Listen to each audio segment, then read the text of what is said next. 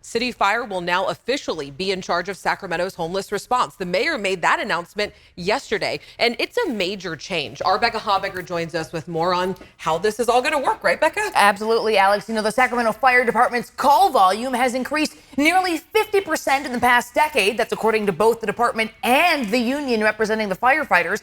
Both say a big part of that is because of the growing homeless population.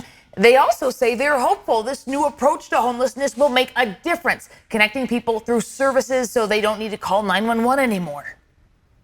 We can help them and have a cleaner and safer city, and that's what we're going to do together. On Wednesday, Sacramento Mayor Darrell Steinberg announced the fire department will be leading the city's new incident management team, using the same structure to respond to homelessness as is used during emergencies like storms and wildfires.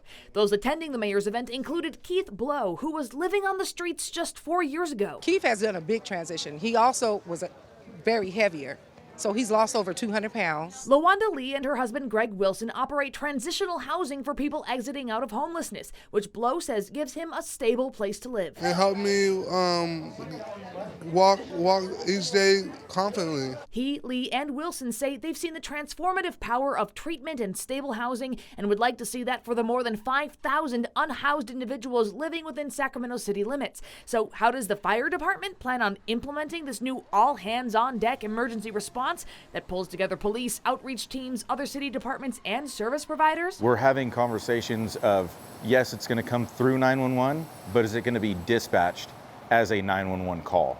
Maybe it goes through DCR, Department of Community Response, and maybe they go out in place of us. Sacramento Fire spokesperson Captain Justin Sylvia says Assistant Fire Chief Brian Pedro leads the new incident management team, whose members will decide how to best respond to 911 and 311 calls depending on the situation. We can go on scene of a call for a medical aid, and if that person doesn't necessarily need to go to the hospital in an ambulance, maybe they need a medication refill. We can use an iPad, call a doctor in real time, have that doctor send over a prescription or give us orders on scene for us to treat and release on scene, and we can move on to the next call. There's a lot of hope, he says, that making changes like that will reduce the number of non-emergency 911 calls and connect unhoused folks with services like the ones WellSpace Health will soon be providing at this 13-acre campus along Stockton Boulevard, the site of the mayor's announcement on Wednesday.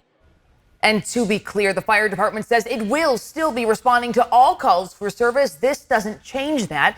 But now, for example, EMTs have to take someone having a mental health crisis to the emergency room and often wait hours before that person sees a doctor. And Alex, soon they'll be able to take that person to a mental health crisis center operated by WellSpace. Now, how soon are we talking? Yeah, people definitely want to see movement on this, understandably. You know, the fire department didn't have a timeline for me. It is still in the planning stages, they say. But WellSpace, for example, hopes to open that crisis center next spring. City leaders said yesterday they believe people will see a noticeable difference within a year.